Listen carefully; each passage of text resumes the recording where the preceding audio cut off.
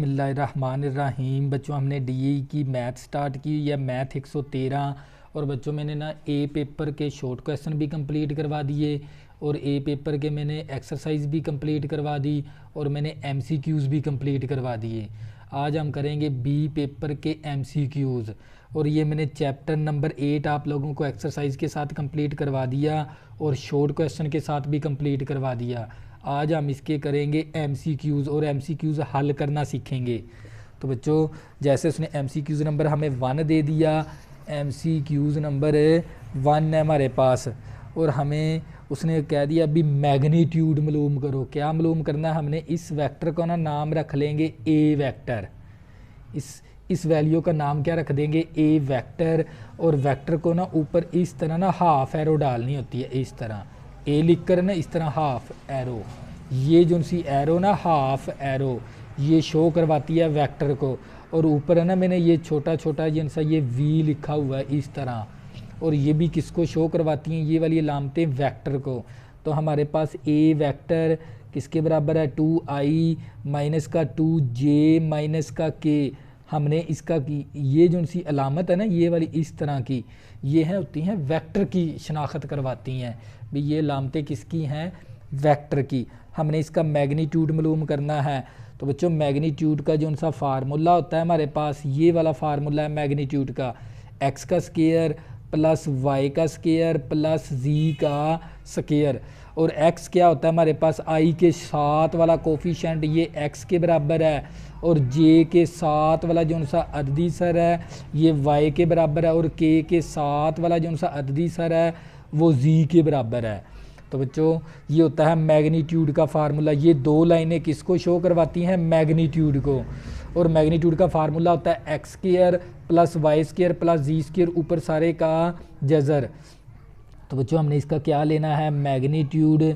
और मैग्नीट्यूड का formula x square y square z square. X की वैल्यू क्या है हमारे पास? 2, तो ये 2 का स्क्वायर आ गया। और y की वैल्यू क्या है? -2, तो -2 का स्क्वायर आ गया। z की वैल्यू है k के साथ वाला कोफिशेंट अददी सर, वो किसके बराबर है? -1। ऊपर स्क्वायर है तो स्क्वायर भी लिख देंगे। बच्चों ये फार्मूला लगाया मैंने मैग्नीट्यूड का और इसके अंदर वैल्यू दर्ज करवा दी।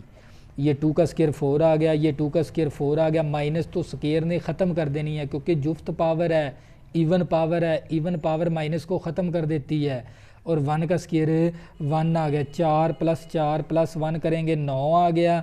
जब हम 9 का जज़र लेंगे तो 3 आ जाएगा हमारे पास। 9 का जज़र कितना आ गया? 3। तो इसका आंसर क्या बनेगा? इसका अगर हम मैग्नीट्यूड लेते हैं तो वो किसके बराबर आता है? 3 के बराबर। तो इस 3 के ऊपर क्या करेंगे? इस तरह टिक का निशान लगा देंगे। तो बच्चों ये था हमारे पास एमसीक्यूज़ नंबर 1। तो बच्चों इसी तरह हमने इसका क्या फाइंड करना है?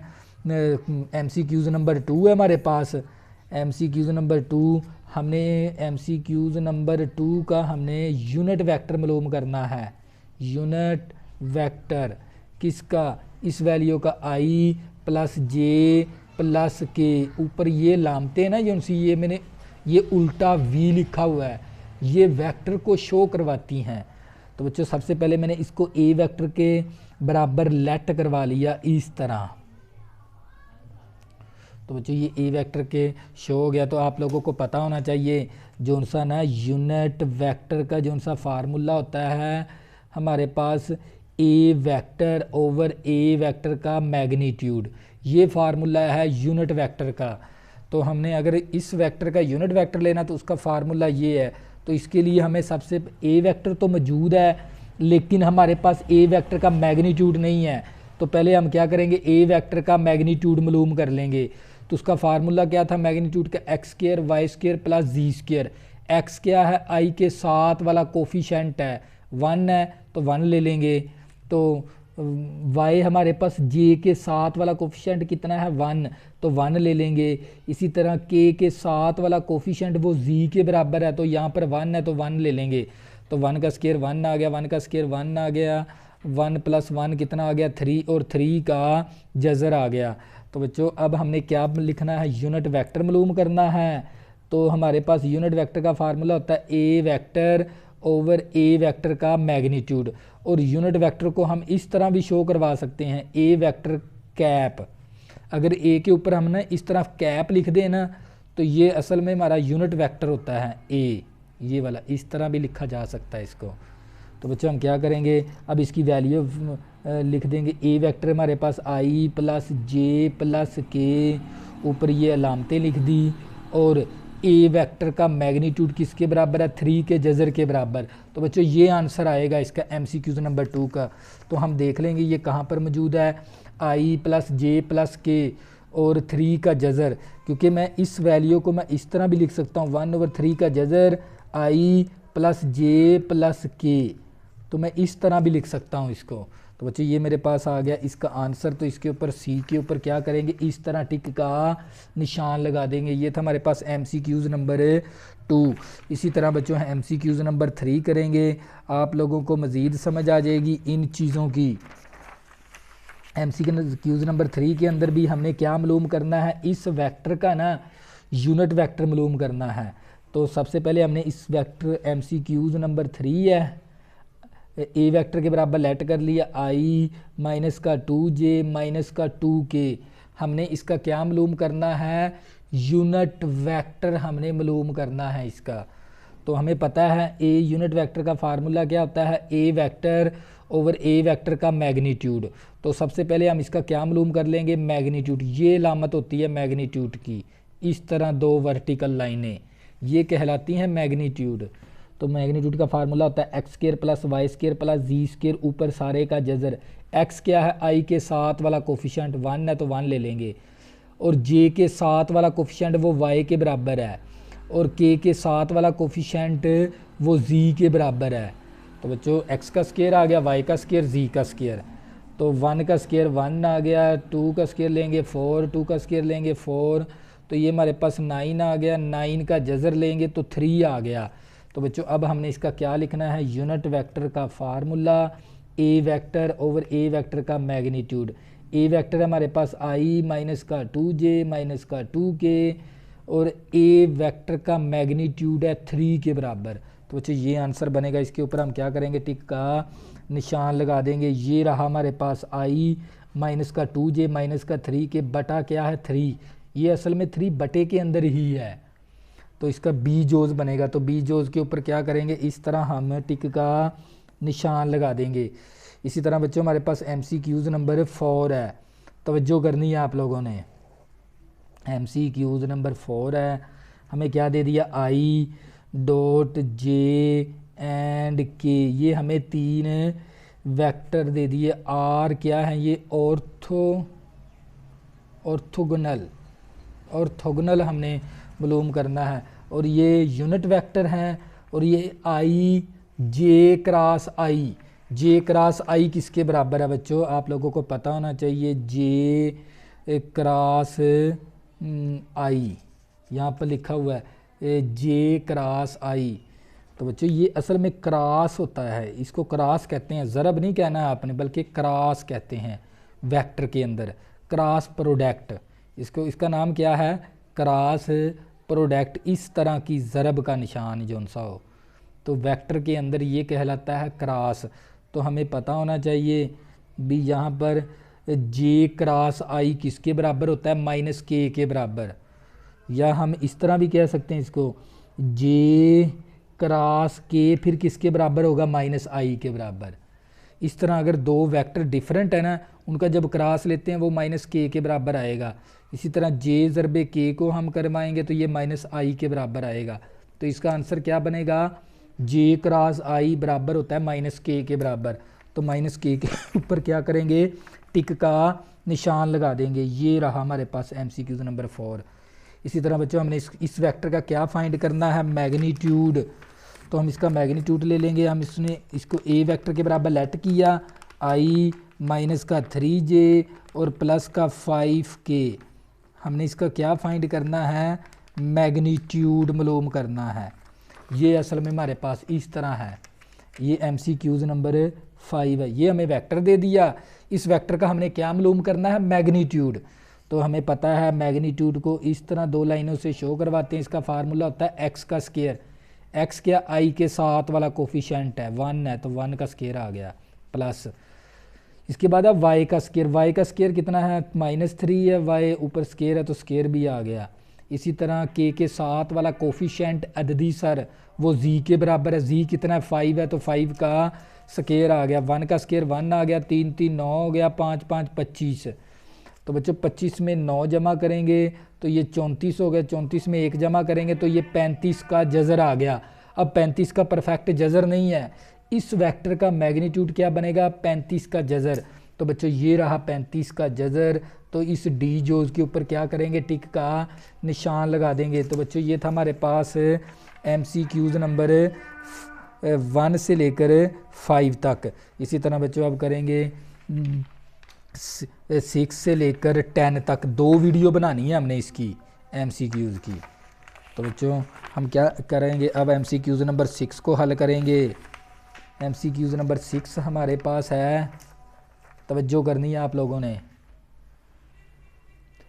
LMNR डायरेक्शन कोसाइन है। अगर ये LMN डायरेक्शन कोसाइन हो ना, अगर मैं आपको कहूँ भी L alpha beta gamma R direction cosine है, तो इसका मतलब होता है अल्फ़ा प्लस अल्फ़े का स्केयर प्लस बीटे का स्केयर प्लस गैमे का स्केयर 1 के बराबर होता है। इस तरह अगर ये तीनों हमारे पास अल्फ़ा बीटा एक डायरेक्शन कोसाइन हो ना, तो इन तीनों वैल्यू का स्केयर का सम वो 1 के बराबर होता है। इसी तरह उसने हमें क्या दिया भी L M एंड N क्या है, ये असल में R डायरेक्शन कोसाइन है। अगर ये तीनों डायरेक्शन कोसाइन है तो इन तीनों का स्केयर का जो सा सम है ना L square M square N square ये बराबर किसके होता है 1 के। ये बात आपने याद रखनी है। तो बच्चों ये कहाँ पर मौजूद है, ये डी जोज के अंदर है, L square M square N square is equal to 1 है। तो इस डी के ऊपर क्या करेंगे इस तरह टिक का निशान लगा देंगे। इसी तरह बच्चों हमारे पास MCQs नंबर 7 है। हमें उसने बता दिया भी theta is angle between A and B। कोई 2 वेक्टर हैं, इन 2 वेक्टर के दरमियान में हमारे पास क्या बनता है इस तरह एंगल, ये वाला थीटा। इस वेक्टर का नाम A रख लेंगे, इस वेक्टर का नाम B। तो देन कोस थीटा फिर किसके बराबर है, देन कोस थीटा। अगर हमारे पास इस तरह हो ना, ये वेक्टर इस तरह हो हमारे पास, क्योंकि यहाँ पर 90 डिग्री का जाविया बनाएंगे, ये A वेक्टर नाम रख लें, इस वेक्टर का नाम B। तो यहाँ पर क्या बन गया बॉक्स। तो इस तरह अगर 2 वेक्टर हों उनके दरमियान जो सा एंगल है ना वो होता है A cross B A dot B। इसको मतलब डॉट प्रोडक्ट है। इस डॉट का मतलब होता है डॉट प्रोडक्ट बराबर होता है A का मैग्नीट्यूड B का मैग्नीट्यूड और कॉज थीटा। तो हमने मालूम करना है भी ये थीटा किसके बराबर होगा, ये वाला थीटा हमारा। तो बच्चों आप लोगों को पता होना चाहिए ये दोनों वैल्यू हमने कॉस थीटे की वैल्यू निकालनी है। डॉट प्रोडक्ट का फार्मूला हमारे पास ये होता है A डॉट B मसावी A का मैग्नीट्यूड B का मैग्नीट्यूड साथ क्या होता है कॉस थीटा। तो हमें निकालनी है कॉस थीटे की वैल्यू। तो यहाँ पर ये दोनों वैल्यू क्या है ज़रब, तो इस तरफ आके ये दोनों वैल्यू क्या हो जाएंगी तकसीम हो जाएंगी इस तरह। तो बच्चों फिर इस 7 MCQs का आंसर क्या बनेगा A dot B over A का मैग्नीट्यूड B का मैग्नीट्यूड। तो बच्चों इसके ऊपर हम क्या करेंगे टिक का निशान लगा देंगे। कहाँ पर मौजूद है ये B जोज के अंदर, B के ऊपर क्या करेंगे टिक का निशान लगा देंगे। ये था MCQs नंबर 7। इसी तरह बच्चों MCQs नंबर 8 करेंगे। MCQs नंबर 8 के अंदर आना हमें ये 2 वेक्टर दे दिए उसने। तो बच्चों हमें ये 2 वेक्टर दे दिए उसने। मैं बताता हूँ क्वेश्चन नंबर 8 क्या है। असल में हमारे पास ये एक वेक्टर है, ये हमारे पास A1 I plus A2 J plus A3 K। एक वेक्टर हमारे पास इस तरह का है। और इसी तरह एक B वेक्टर है, वो मेरे पास B1 I plus B2 J plus B3 K। इस तरह ना हमें 2 वेक्टर दे दिए। तो इन 2 वेक्टर का हमने क्या मालूम करना है A डॉट B। ये 2 वेक्टर दे दिए हमें इस तरह। तो इन दोनों वेक्टर का हमने क्या मालूम करना है डॉट प्रोडक्ट मालूम करना है। तवज्जो करनी है आप लोगों ने, डॉट प्रोडक्ट। इस तरह हमने ये डॉट प्रोडक्ट मालूम करना है। तो ये मेरे पास ए बी वेक्टर आ गए, और ये मेरे पास आई प्लस ए जे प्लस ए के, इस तरह। ये 1 है, यहाँ पर 2 है, यहाँ पर 3 है। डॉट, हमने इन दोनों वेक्टरों को क्या करवाना है, डॉट करवाना है।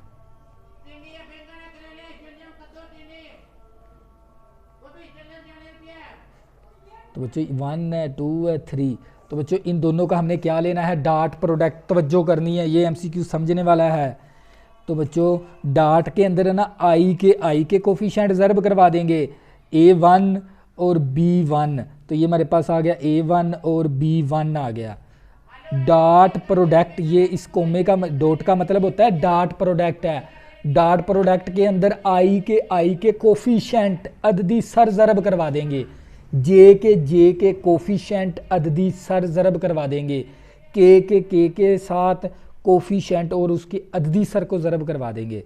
तो आई के कोफिशिएंट को इस आई के कोफिशिएंट के साथ ज़रब करवाएंगे, A1 और B1 आ गया प्लस। इसी तरह जे का कोफिशिएंट इस जे के कोफिशिएंट के साथ ज़रब करवानी है, सिर्फ आई जे के आपने साथ नहीं लिखना डॉट प्रोडक्ट के अंदर। तो ये A2 B2 आ गया। इसी तरह के का कोफिशिएंट के कोफिशिएंट के साथ ज़रब करवा, कोफिशिएंट का मतलब होता है अददी सर है। तो ये A3 और B3 आ गया। इन दोनों का डॉट प्रोडक्ट हमारे पास ये वाली वैल्यू आती है, A1 B1, A2 B2, A3 B3। तो बच्चों इसके ऊपर क्या करेंगे, टिक का निशान लगा देंगे। ये था हमारे पास MCQs नंबर 8 है। तो कहाँ पर मौजूद है, ये रहा हमारे पास A1 B1, A2 B2, A3 B3। तो B के ऊपर क्या करेंगे, इस तरह टिक का निशान लगा देंगे।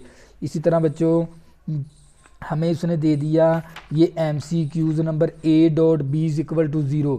जब भी दो वेक्टर का डॉट प्रोडक्ट 0 के बराबर आ जाए, बच्चों आपने तवज्जो करनी है, जब दो वेक्टर का डॉट प्रोडक्ट 0 के बराबर हो, मैं बताता हूँ। ये देखो हमारे पास A vector dot B vector =0।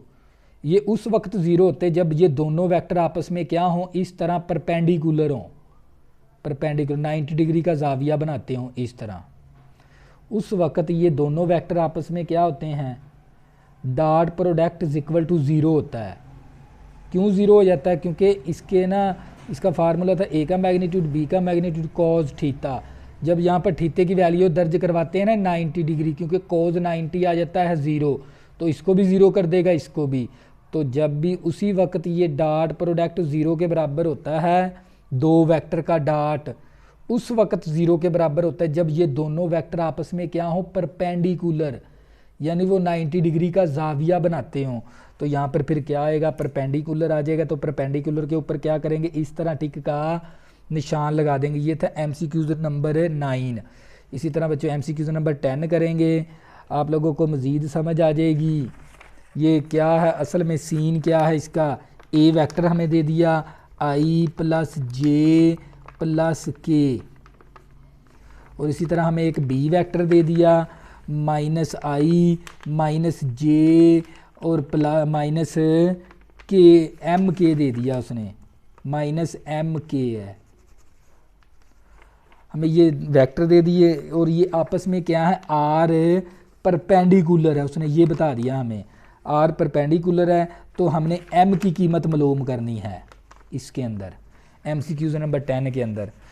If A vector ये दे दिया, B वेक्टर हमें ये दे दिया, R परपेंडिकुलर है और उसकी परपेंडिकुलर है, और हमने M की कीमत मालूम करनी है इसके अंदर। तवज्जो करना बच्चों, मैंने ये खाका लिख दिया MCQs नंबर 10 का। ये हमें दो वेक्टर दे दिए, उसने हमें ये भी बता दिया ये दोनों वेक्टर क्या हैं, परपेंडिकुलर है, यानी ये परपेंडिकुलर है। तो A.B=0 के बराबर होता है R परपेंडिकुलर। ये फार्मूला होता है परपेंडिकुलर का।